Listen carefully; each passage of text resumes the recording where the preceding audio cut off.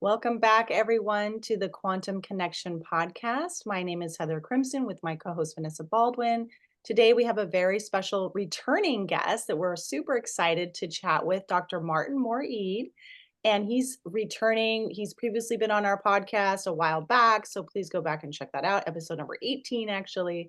And today, he has some new developments. So we're going to dive into all the things he has been working on, which is a new book that's recently released, and some new lighting, because remember, light is our number one nutrient. So welcome back to the show, Dr. Martin Moore-Ede. Delighted to be back with you, Heather and Vanessa. Yes, thank you so much for joining us. We really appreciate it. Okay, let's just dive into, you have been so busy working on these massive projects, and the whole goal being to help elevate the health of humankind, basically, right? So you with your history, just to remind our audience of discovering the suprachiasmatic nucleus, you were able to help the whole world understand why circadian rhythm is so important and how fundamental it is to our health. So now you've just been continuing your work and deepening into bringing this information into the world in the form of your book, as well as these practical applications of the actual light fixtures and light bulbs, correct? That's right, yeah. So the career has taken the full path from the basic research, basic questions, through the basic discoveries, through to actually making it practical. And making it practical is one thing. The other side of it, because of the book, is if no one knows about it, no one will buy it and no one will build it. So you've got to do, but there's a chicken and egg problem, or two sides of it. You've got to have a demand, an interest. People have got to know to ask for it. At the same time, you've got to have people building it to meet those solutions. And we're just at that critical point there. So we're, charging towards what we hope is the tipping point, that classic term where things suddenly take off. But it takes a lot of time for things to take off. But one of the keys was to write a book that explains all this for a very general audience. In other words, for people who are health conscious in general, but just do not know about it because there's so many diet books and fitness books and exercise books out there. Nothing really explaining what the modern science of healthy lighting is all about and how you choose lights that are going to be friendly and supportive to your health and the health of your family and health of your colleagues and everyone else. So that's been the challenge. Yeah, just like a new re-education that just like there's junk food, there's junk light, right? Exactly. So that's a whole new education for people to understand. It's a whole new shift in thinking about, our health, that this actually affects our body, right? Explain a little bit about the light bulbs that we use. Most of us, not me personally, but a lot of people use LEDs and fluorescence, and just explain honestly, in schools, in hospitals, in all these big, everywhere we go, it's LEDs and fluorescence. Explain a little bit to the audience about why that is an issue.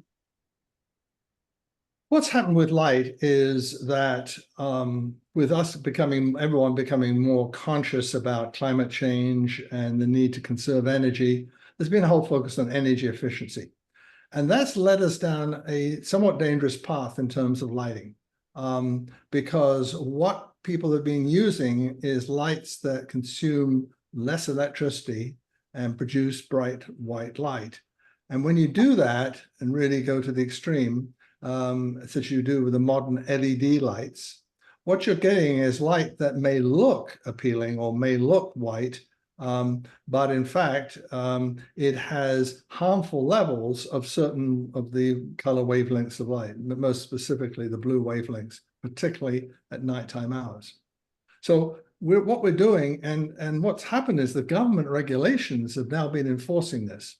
So the government regulations measure light in terms of something called lumens.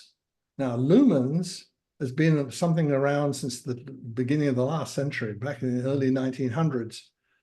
It was the concept of how do you measure the brightness of light? Well, the human eye looks at brightness actually only in terms of green wavelengths and yellow wavelengths. White light is actually made of the full spectrum. It's made of violet and blue and green and yellow and orange and red. Well, it so happens that the yellow and orange part of it, yellow and green part of it, is what you're measuring with lumens. Lumens doesn't measure any of the blue, which is so critical to circadian clocks and sleep and health, nor does it measure any of the red, which is so critical to healing, lots of healing effects of the red part of the spectrum.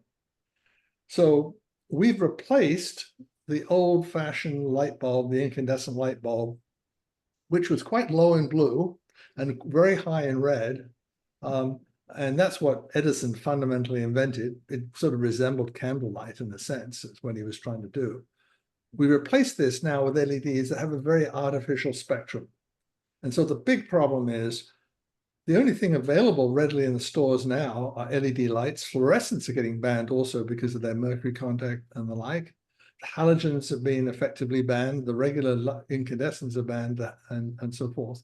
So all you can really buy is these LEDs, and 99% of them are these blue-rich LED lights that may be okay during the daytime, but are quite harmful to health at night. So that's the problem. You know, people view light is light. You know, let's go and get as cheap as better. If I can get it for a buck or two in the big box stores or wherever or online, I've solved my lighting problem. But in fact, we're creating a huge health problem at the same time. Right. So we're trading energy efficiency for human health, really. And it's not really energy efficiency. This is the big beef, right?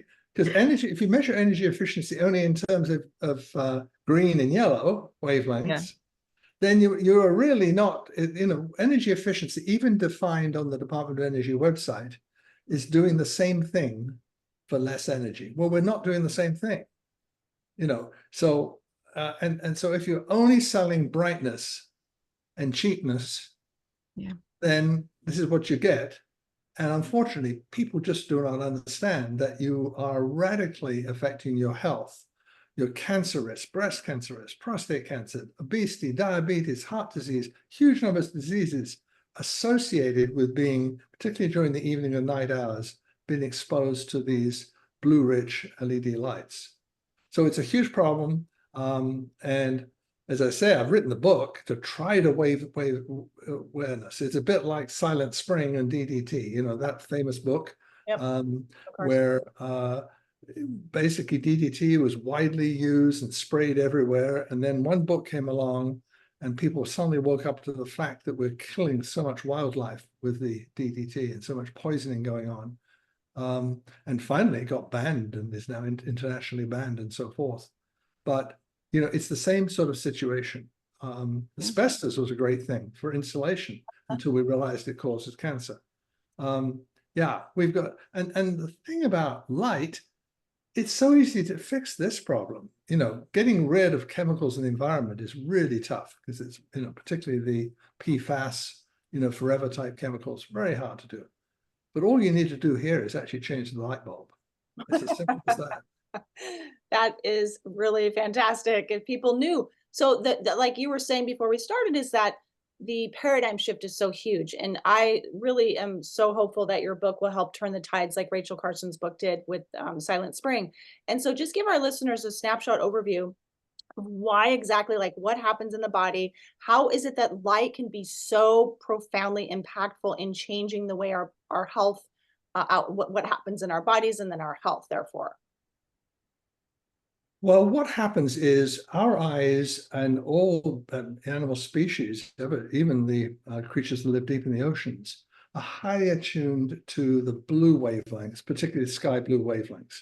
And you might say, why is that? Why out of all the colors of the rainbow that are comprised in white light and sunlight and daylight, why would it be blue? Well, it turns out that's the only color that penetrates the ocean depths. So this sky blue, all the other colors of the rainbow, the violets and the greens and yellows and reds, all absorbed by seawater.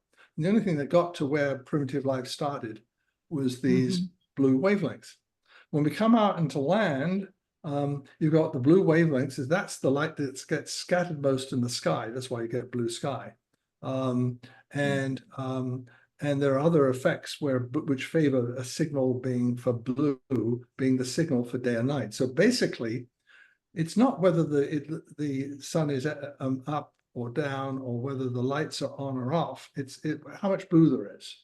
And if there is blue in the spectrum of light that you're receiving, then it's going to reset your circadian clock, or, so we have circadian clocks. Let's go to the basics. A clock in our brains, and also many other clocks in every cell of the body, that keep everything synchronized, like an orchestra playing a beautiful melody.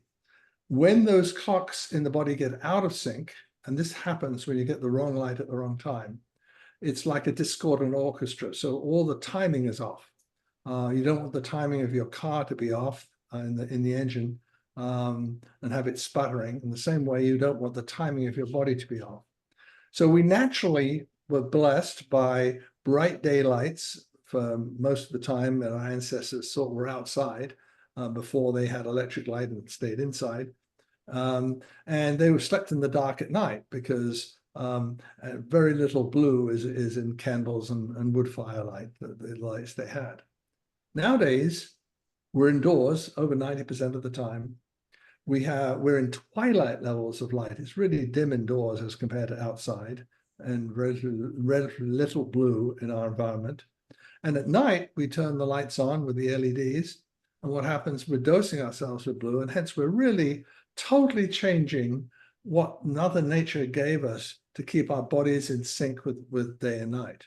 And as a result, our systems in our body start drifting apart. Our immunity is highly dysfunctional, disordered. Our sleep is disordered. But most importantly, various metabolic problems and breast cancer cells in the body. If you have any breast cancer cell, natural way of the body of suppressing them is a hormone called melatonin. So as light comes into the eyes, it's detected by blue detectors in the eyes. It goes back to a clock, master clock called the suprachiasmatic nucleus, in the SCN for short. That then sends a signal to the pineal gland, which produces a big surge of melatonin during the nighttime hours. And that melatonin tells the cells of the body, when it's dark outside, and also suppresses cancer. Now we come along, we shine blue light in the evening hours, the clock gets reset, the melatonin gets suppressed, and the cancer cells thrive and grow and take off. And this has been proven over and over again. And so women who've never seen electric light don't get breast cancer, or very rarely get breast cancer. But women in highly electrified societies in the US and in Northern and in Western Europe, for example, have 5 times higher rates of breast cancer. Wow. And, and so when we say, who are the women who've never seen light? Well, there are 2 main types, right? 3. One, women before there were electric lights available, right? That was back in 1800s, right? Extremely rare disease, even in the early 1900s, very rare disease, breast cancer. Women who are living in areas of the world today who are where there's electricity is not reached, and there are millions of them who've not yet got electricity, right? Mm. And the third is women who are blind, very interestingly, because the other ones you could explain by saying, well, maybe it's other things have changed, like modern chemicals, diets, all sorts of other things. But women who are blind rarely get breast cancer. So, and this is blind, and not just waiting for old age. Most blindness occurs in old age, but women who are blind and early in their lives. So and so those are the people who don't get breast cancer. We know the people who see more light than usual, like nurses working the night shift, have 50% greater rates of breast cancer. Wow. So we know the more light you see at night in the nighttime hours, the more breast cancer risk. And people, by the way, you say, well, maybe that's something to do with the work environment. But then women who sleep with the lights on in their bedrooms at night also have high rates of breast cancer. So you get the picture. It's a pretty dominant. And when you actually do I share this in the first chapter of my book called Edison's Cancer Epidemic. The evidence is really pretty overwhelming. And the pathways and mechanisms are there. The evidence is there. And yet it really is being totally overlooked. And again, that's part of people not being aware of the impact of something very simple, such as that blind woman study is that's incredible. I heard you speak about that before. That's really, really compelling evidence. And isn't it true that it's not just breast cancer, it's other hormonal cancers are also affected, right? Absolutely. As well? Absolutely. So more prostate cancer in men, colorectal cancer is another one. And interestingly and concerningly, they've been creeping upwards, but with the introduction of LED lights by about 2015, they were really taking off, just only in the last 10 years. The rates of the cancer diagnosis of breast cancer and colorectal cancer are rapidly, suddenly taking a step change, climbing much more rapidly, climbing at 4% a year right now in young women. This is really taking off, and yet people have not woken up to this one. And so that's really why, we need to get this word out there. And, my mission is trying to get the word out there, because if people understood this, and once they do, they start demanding, I need lights. That in turn solves the other half of the equation, because then manufacturers will build it, because the solution is developed. We've invented the technology. And, but as I say, have had demand for the business to be successfully selling those lights and switch there. It's a bit like electric cars. GM has just made a decision to go totally electric cars. Well, you'd have to, you only make that decision if you believe the market's big enough or the demand is big enough for it. Right. Right. And when you were saying about the young women, it made me think they grew up with cell phones, they grew up with iPads, there's all that blue light on them all the time as well. That could be another, major contributor too. It's a big factor. And, what we see is a big change in menarche, right? The age that young women, girls start having their periods. Yep. That used to be 17 or 18 back in the 1800s. It's now creeping down into the 13, and even some are getting as early as 9 or 10 these days. So again, and what are they doing? They're spending a lot of screen time with blue-rich screens. So that's another side of the problem. It's not just the lights, it's also the screens, computer screens that actually have the same LEDs in it as are in the lights. Yeah, 100%. Would you mind sharing a little bit too about how blue light exposure at night can raise your blood sugar without even eating, and how this can lead to metabolic issues, diabetes, then of course cardiovascular issues and all of that? Would you explain a little bit about that? Sure. One of the effects of the blue light, and we can test this, by the way, by creating lights. They're both LED lights, but LED lights with no blue in them, where all that critical blue part of the spectrum is being removed, or lights that have got lots of blue in them, and you have the same people. And if you keep the lights on during evening hours and nighttime hours with those people, then we're able to show just in one evening or one nighttime of exposure to blue-rich lights that their insulin resistance goes up. The amount of insulin they have to produce to have the same effect in controlling blood sugar goes down. So insulin goes up higher, blood glucose goes up higher. And if you give them a standard glucose tolerance test in the morning, that's when you drink a sugar drink and see how the glucose and insulin change. It's a key diagnostic test for diabetes. You can render people pre-diabetic in just one evening's nighttime's exposure, overnight exposure to blue-rich lights. And that is reversed if the lights, same brightness, right, same lumens, but the answer is that if they've got no blue in it, the effect is reversed. So just by, oh, sorry, Heather, go ahead.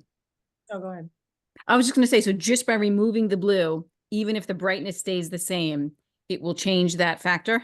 Absolutely, yeah. Okay. And what we did is we kept the lumen, kept the lux levels. Lumens is what comes out of the light. Lux is what is measured on the desk surface. It's what photographers use to figure out, the settings on their cameras and so forth. But the lux and lumens are essentially the same, two parts of the same thing. Those levels we kept absolutely locked the same, because we wanted to have light of equal brightness and make sure it's not a brightness effect in terms of lux or lumens. It's very much an effect of the blue content of that white light. This makes me wonder, Dr. Moore-Ede, about, I know you are trying to help bigger corporations and say they have factories at night. And so you have they need lighting that's going to be less problematic. And so what happens for these folks? Obviously I don't think it's ideal, for them to be up all night working, but whatever, we're in that kind of world. But what is the impact if like say they're all using your lighting and some test pilots I'm assuming you've done, and they have light exposure, but there's no blue light, but they're still up at night and they're getting the UV only, right? From your bulbs, is that right? Not UV, no, they're getting some violet in the light. There's Oh, violet instead of, it's not UV, it's not that harmful effects. okay. See, that's We're what I using light that is down in the 420 violet range, which doesn't trigger the circadian clock, but does add the whiteness back into the light. Because if you take out all the blue and violet lights, you end up with a yellow-orange light, which is less really attractive for working, right? It's a very orangey thing. Maybe just before bed, it's okay. But if you're actually working. So yes, there are millions of people, 20 million people who have to work night shifts because that's the way our economy runs. Whether they're making sure they're doing the emergency services, whether they're doing generating electricity or oil refineries or manufacturing, everything works these days 24/7. Those people, we've installed those lights in 65 Fortune 500 companies.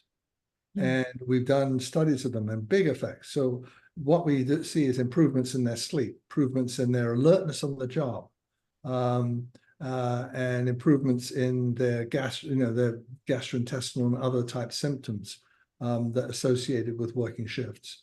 So yes, we've done year-long follow-up studies measuring in groups of people. And what's quite interesting is they feel much better. They use 37% less use of over-the-counter medications. Interesting measure, because why do people get over-the-counter medication, pain pills and the like? It's because they're not quite feeling right, or they need some help with sleep or something like that. They stop doing that. So yes, the big effects, and we've done those studies over a 5-year period of time now. So a pretty good solid database of understanding this. The challenge now is getting it out into the broader world and making it available. And as I say, now it is. We just launched a new line of lights called Circadian Blue, which automatically transition between day and night spectrum. And they're modern architectural type fixtures that they can be used in, in all sorts of places. And those lights now are, as I say, just becoming available and just being installed. And already got projects in Australia and in Europe and elsewhere, and in the US starting to look at these lights.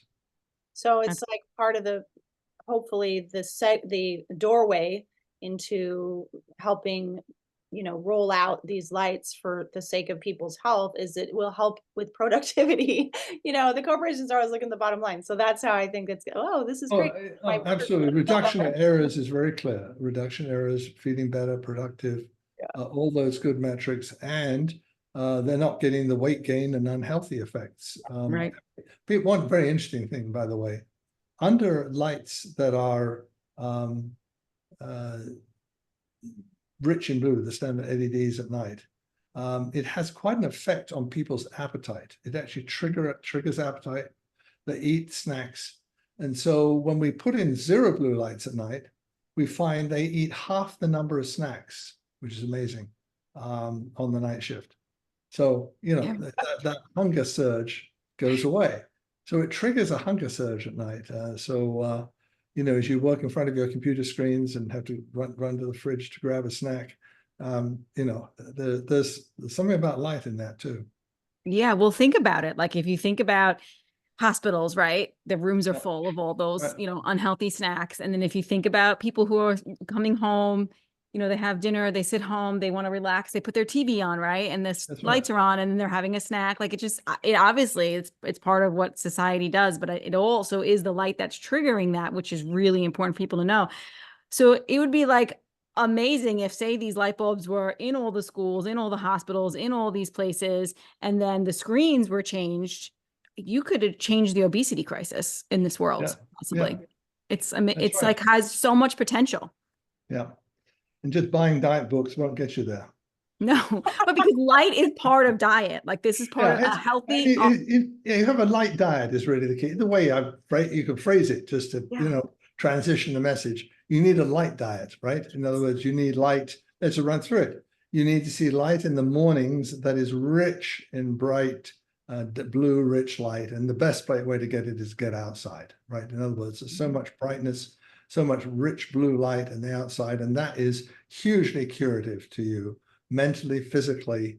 And people actually who get outside every day live longer. They live years longer, which is really fascinating. In other words, there's some fascinating studies. I don't know if I mentioned them before to you, but women in Sweden who get outside every day and exposed to a lot of light get some more, and it was originally a melanoma study. They were worried about the exposure to sunlight and skin cancers and melanomas. And they got more melanomas, but they all lived much longer. And they didn't die of their melanomas. So, you know, and so there was a, you know, it's a total, one of the wonderful things about that study, because if you go into doing a study thinking you're going to prove something, you know, sunlight causes melanomas, and hence we should restrict sunlight, and find the exact opposite. It's a great way to sort of, you know, get through. But there's a lot of data now that people who are big studies in England, there's something called the Biobank study, 88,000 people extensively studied, including how much light they saw during the daytime and how much light at night.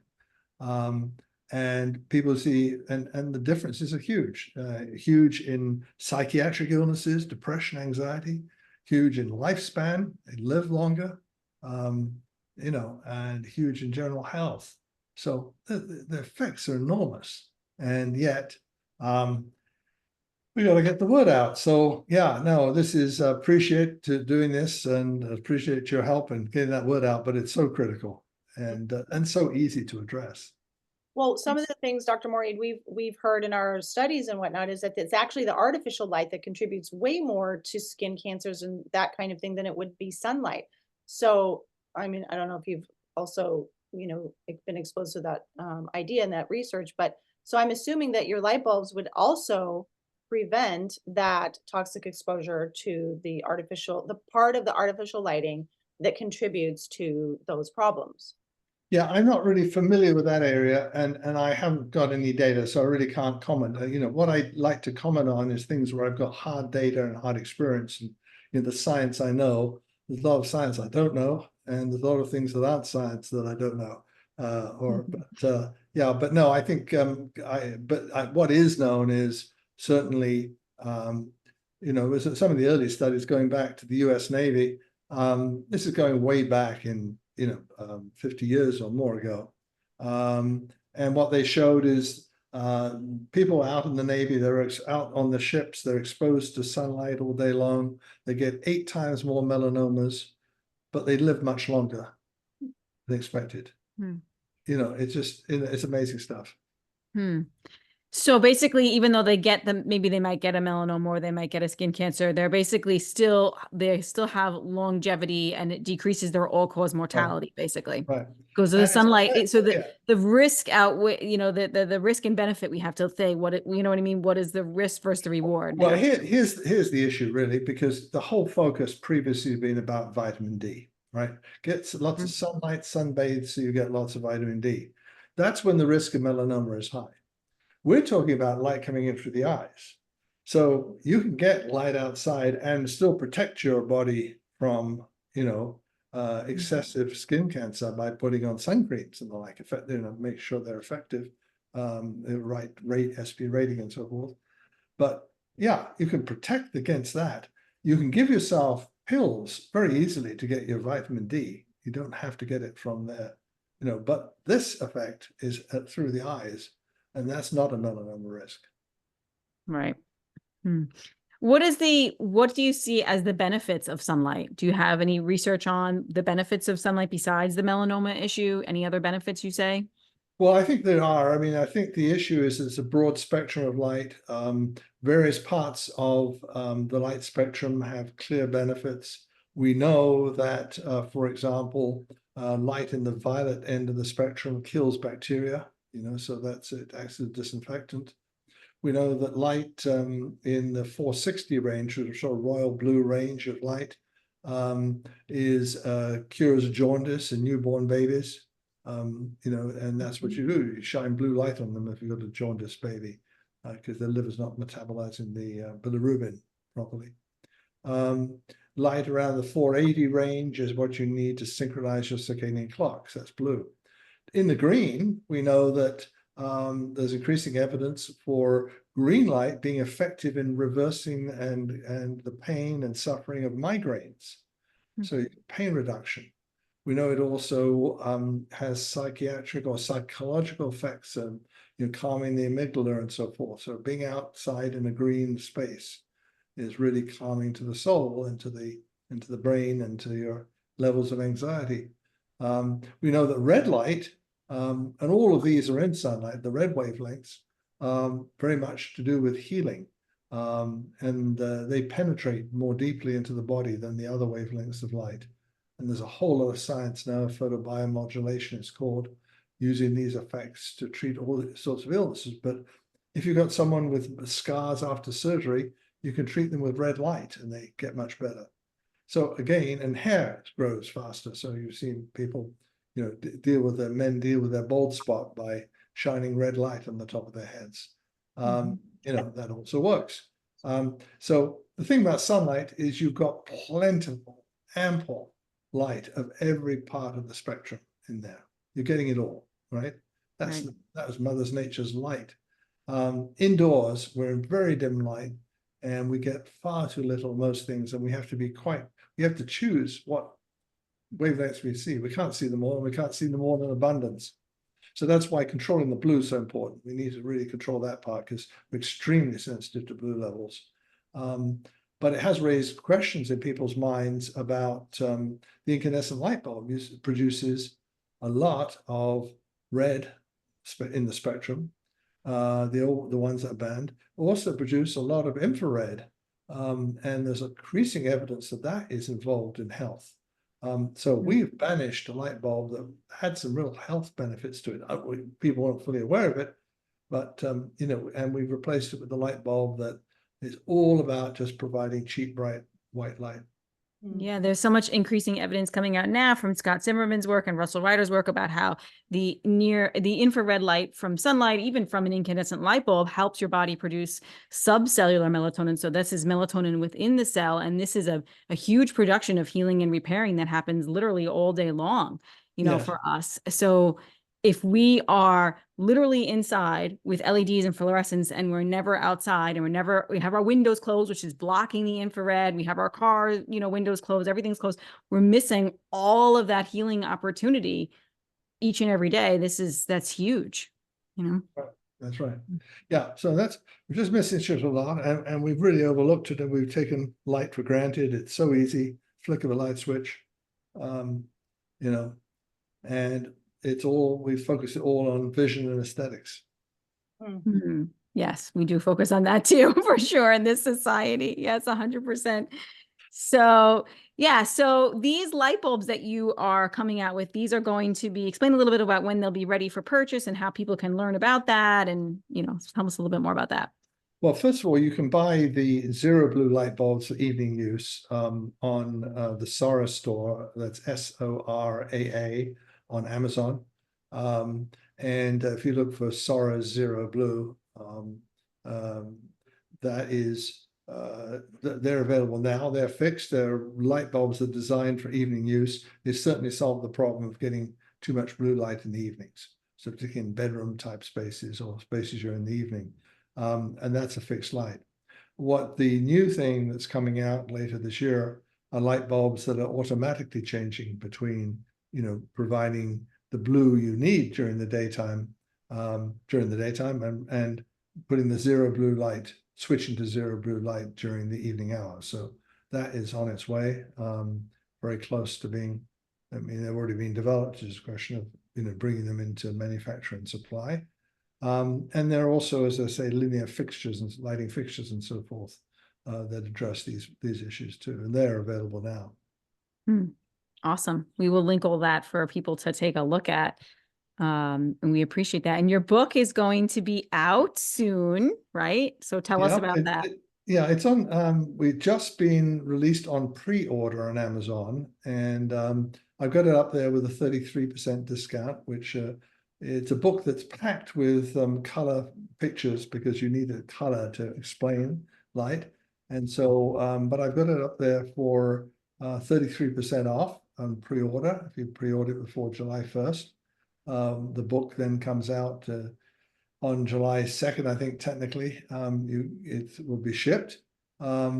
It shows in Amazon a $29.95 price. That's the list price, but that, pre-order price of $19.98 will be honored, for any of these pre-orders. So I urge you to get your pre-orders in.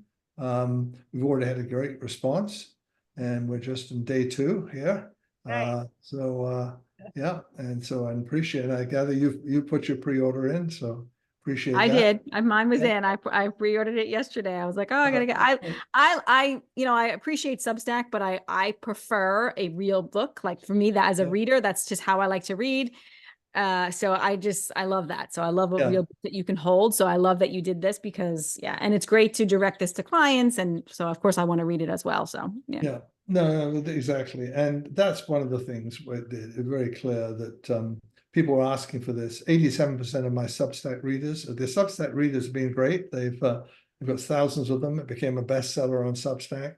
And they feed me a lot of comments and ideas.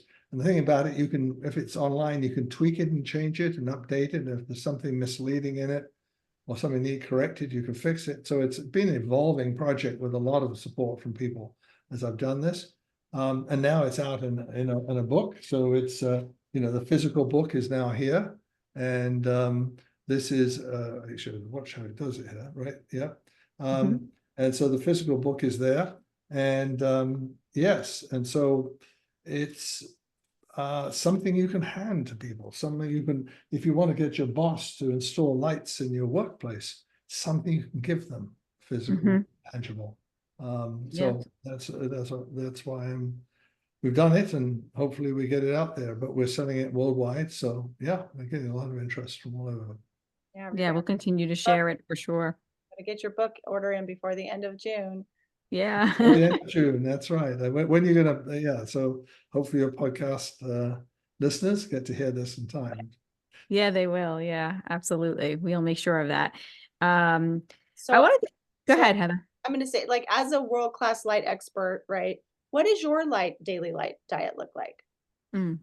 Well, first thing is I always make sure that I sleep in pitch darkness, in proper darkness. And that's essential. So you can make sure that the drapes you use or the blinds you use are properly light proofed. So many hotels, when you visit a hotel, the light comes in from all over the place. There, I, by the way, take clips with me so I can actually clip things together and hold it there together, right? Then in the mornings, I make sure, that I get outside every day for half an hour at least, and go for a walk and get out in the full light. You get the exercise value of that, you get the other physiological benefits, but certainly the light is, and it's important to do that early in the morning is the best time, or at least in the first half of the day. We know that morning light is much more effective than evening light. We know that in hospital studies, for example, that people who are admitted to hospitals with more windows facing east and south get better much faster than those admitted in hospital windows facing west and north. But to get back to my own pattern, I make sure I try to get out, get blue rich light during the daytime hours, max blue light and indoors as well. And then when in the evening, basically in timing with sunset, I make sure that the lights in my house and the rooms I'm in are these zero blue lights. So I can still do useful work or do hobbies or whatever I want to do, answer emails. But I do that in light that is zero blue. And then of course, as I say, make sure the lights are switched off fully when you go to bed. Sounds really great. Now I'm wondering too, like we know light is the #1 Zeitgeber, right? That tells the clocks what to do, right? And the blue light. really entrains that. Are there any other ones? Like I've heard meal timing and temperature. Are these also kind of help to entrain the circadian rhythm and help keep time in the body as well? Well, Or I like, think, I guess temperature would be more circannual, right? But yeah. yeah, I think temperature, not so much, but certainly food timing is another important cue. And Mm, so timing meals in a regular fashion is important, and it helps synchronize the body. Snacking randomly day and night is not so good as something where you've got a fairly stable pattern of food. So yes, that helps times the system. And we can show, we did a lot of studies in the old days showing the food entrainment was a strong entraining Zeitgeber type clue, as mm. well as light. And if there wasn't light, then you could entrain with food. Right. So So then recommending people to have breakfast with their yeah, sunrise would be a yeah, good healthy practice, because that would also, the light would help entrain the circadian yeah, rhythm as well as the meal timing, right? that's right. That's right. Exactly. Mm. Yeah. Awesome. Yeah. So looking to the future, what are you most excited about as we start to wrap up here? What are you really hoping will unfold, and what are your dreams right now? Well, I think we have to get people on the path of understanding the importance of this. So in the big pitch right now is to really understand that light is about health as much as it is about illumination. And trying to get the book positioned in such a way that people will pick it up. The media is really unaware of this. So the media covers the Department of Energy's push to save energy and increase the standards of lumens per watt. We already talked about what a bad metric that is. But what we haven't really thought, what we need to do is address that awareness in all levels. So the media needs to be aware, government certainly, regulators certainly need to be aware of this, but most importantly, people be aware of it. But we're starting from a small base, less than a fraction of a percent of all lights are circadian these days. I mean, Mm. it's just, we've got some way to go, but hopefully this awareness can catch on, and hopefully the book will do it. I'm doing a number of video clips as well to try to get the word out. At the same time, I'm, working with the manufacturers, trying to encourage them to build a good array of lighting products that are circadian and increase the number of products, because it's going to be both things. We need the products and we need the demand before this thing can really happen. At the same time, we've got to really address the government. There's a major flaw here. In the latest round of regulations just announced, they're putting very high standards of lumens per watt, and they got no exemption for circadian lights. They don't recognize circadian lights. They did, and it's hugely flawed. The calculation they did of the cost benefits, all the health benefits in terms they've listed in terms of reduce of greenhouse gases if we use less electricity or make less electricity. But they don't even have a line item for the health costs of these LED lights in terms of human health. Totally flawed analysis, and something that really needs to get changed. And it needs to get changed in a hurry, because these very stringent regulations that are going to start preventing circadian light go into effect in 2028. So we've got to get that thing turned around before then. Yeah, that's a major problem. Yeah. Yeah, big implications for a lot of health issues that could come from that. So, well, we appreciate you like getting the word out there, getting this message out there, writing this book, coming on our podcast and other podcasts, and just spreading this word, spreading this knowledge for people to really understand how light impacts health, and doing all the research that you've done on circadian rhythms and whatnot. It's just been phenomenal. So we really appreciate all of that. Well, thank you. The other place for your readers to look to get access to what's available today is a website I've just launched called circadianlight.org. And circadianlight.org actually gives you links to where to get fixtures, where to get light bulbs, where to get what's happening with the screens, and what's happening with eyewear, blue blocking eyewear, and so forth. And so basically it's a resource there, which I can constantly keep up to date with the latest developments. So that's something Excellent. I mentioned they should look at. That's excellent resource. Thank you so much for sharing that. And Yeah. I wanted to ask you, I can't remember if we mentioned this off screen or on screen. Do you say you have something coming down the pipe for eventually screens, computer screens, things like Yes, that? That's something. there will be a Kickstarter campaign announced fairly soon for computer screens.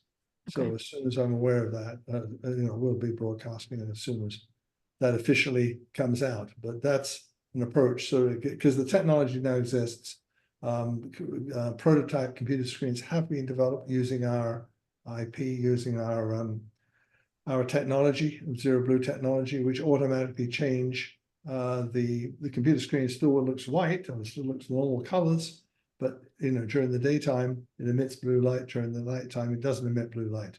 So, and that is something that now exists. So now it's a question of bringing that into market.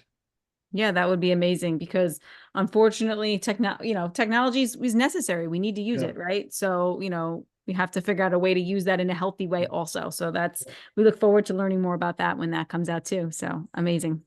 Good. Yeah. Well, thank you so much for your time, Dr. Moore-Ede. We are so grateful for you and all of your work, and it's a big mission, but you're very much cut out for the job. Yeah. And I know that it's going to be something that really will help uplift humanity, because this is so serious. I don't think people can really grasp the magnitude of the impact of our light on our health yet. But I think that there is momentum, like you were saying before we got on before we started recording, that there's a movement. And so it's like that, when we will get to that flipping point, or what is it called, that tipping point of people seeing, oh, now the light bulb is literally going to go off in their head. Yeah. So thank you so much. Could be better said. Thank you.